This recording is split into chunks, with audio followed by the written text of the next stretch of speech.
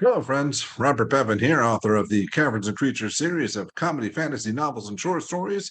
With me is Sam West, and today we're talking about the spell Dissonant Whispers. All right, that's not the image that came into my mind. I was thinking this is more like a George Michael song or something. Sure. But it's neither. Well, it's not. No, I guess it's one of those things. It's probably the thing you did. It could be just heavy metal yelled in your ear. It could absolutely be just, there's out there has to be a bard metal band that definitely is called Dissonant Whispers, right? Like it just exists. It needs There's to. not. I challenge you, viewers, form that band. Yeah. It's metal. It's awesome. And it's first level enchantment spell for bards specifically. It takes an action to cast at 60-foot range, a verbal component only, because you're just whispering. You're just going whoosh, whoosh, whoosh, whoosh, and someone's head explodes. Because they make a wizards don't get this. I know, right? Yeah. Oh god, it's so great to see spells that are like aimed at a specific class. So this one is super cool, actually. A creature makes a wisdom saving throw. If it fails, it takes 3d6 psychic damage and must use its reaction if available to run as far away from you as possible. It doesn't obviously run into dangerous territory. On a successful save, it just takes half damage and nothing happens. You can upcast it for more dice, but don't upcast it for more dice. So this is... I like Dissonant Whispers. I like Dissonant Whispers probably more than I should, but it is a very fun and very usable spell, especially in the low tiers for bards. Sorry, I want to ask one question about the reaction. Can Sure. you typically move with a reaction? Is that... No. No. This is so reactions of addition are very specific.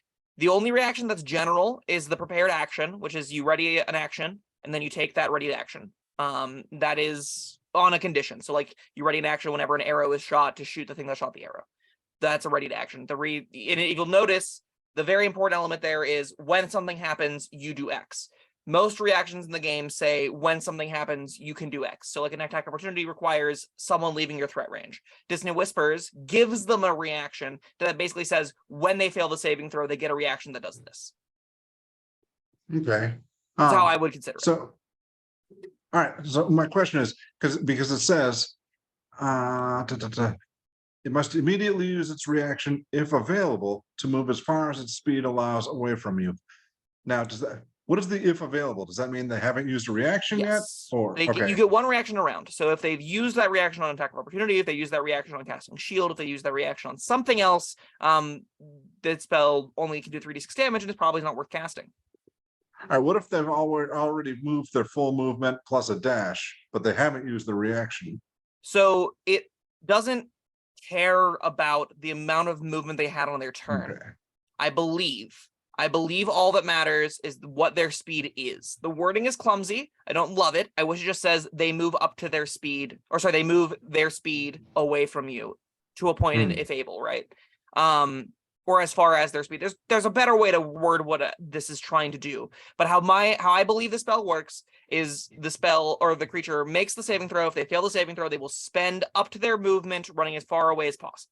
Now, so if they're hasted 40, or long strided or that something, all will stack. All right. Because I one of these days I'd like to do a video where we talk about stacking all the different speed things on and seeing how fast a person could go in one round. And I'd like to remember, okay, for extra cheesy bonus, you have a bard 6 miles away ready to pick him up with a Dissonant Whispers. Yes, exactly. Yeah.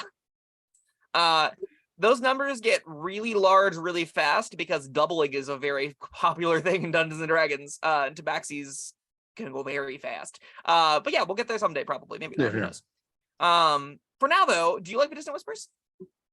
Oh yeah, it's kind of cool. I guess it's first level and it seems to do pretty good damage, 3d6 psychic damage, and the running away is cherry on top. And and it's like I said before, it's a bard spell. It only requires a verbal component. That's all good stuff too. Plus, like it always does half the damage, right? So this is whenever you cast this, you're minimum getting a d6 and a half, right? Because half 3d6. It also, the condition can matter. The running away can oftentimes be a way to give your ally a free disengage, or otherwise let some repositioning happen that makes it a little bit awkward for a specific enemy. It's particularly fun if you are against very fast enemies. So like you Dissonant Whisper something, then close a door, or you Dissonant Whisper something that goes 60 feet away or whatever. This is a spell that can be weaponized to go into non-obvious dangerous spaces. So like if there's an arrow trap, down that corridor, you'd be like, go run down the corridor, and then they get skewered by a whole bunch of arrows that come through the walls. So that's pretty nifty. Or if it's just you in a corridor, Mhm. and there's a wall, you filled the rest of it with a wall of flames, then they can run through it. So do they have to?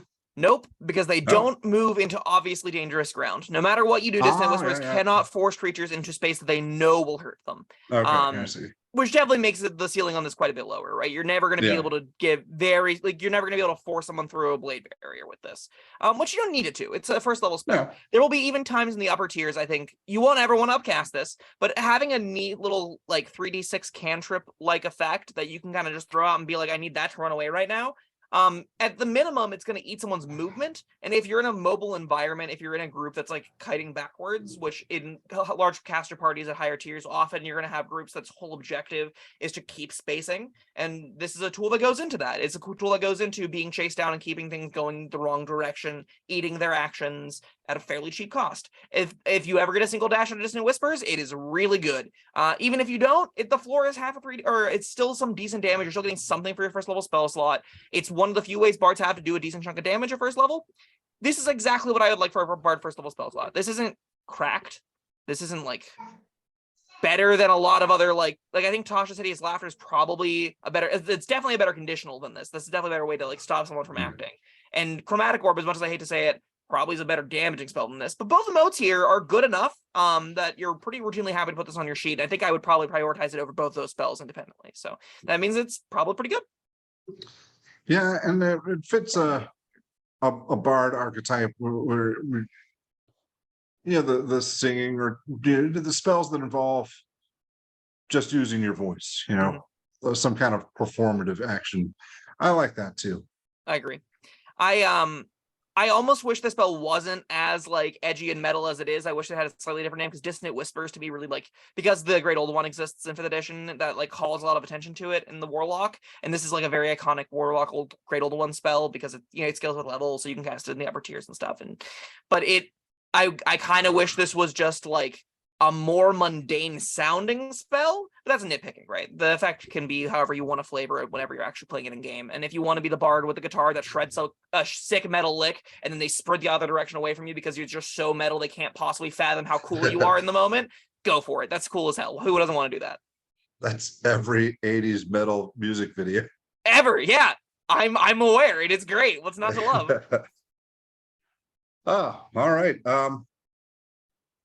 Have we said everything we're going to say? Yeah, I mean, it's not that complex of a spell. You're not getting a whole lot out of it outside of it being a perfectly serviceable low tier thing, and the thing in high tier, it's fine. This is a 3. 3? This is right down the middle. This isn't breaking the game in half. This isn't something that's like even your DM's thinking about, but it's fun to have on your sheet. You'll get good mileage out of it. It's fine. Well, I've agreed with you on everything tonight, so I'm going to give it a 4, just so.